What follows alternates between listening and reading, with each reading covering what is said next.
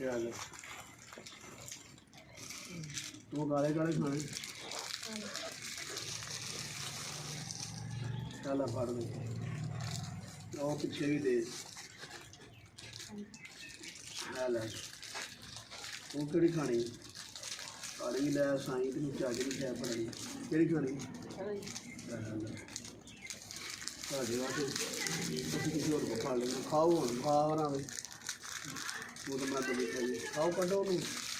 ਖਾਣਾ ਕਦੋਂ ਨਹੀਂ ਹੋਣਾ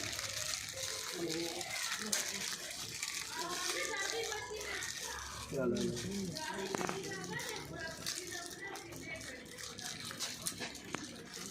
ਸਾਰੇ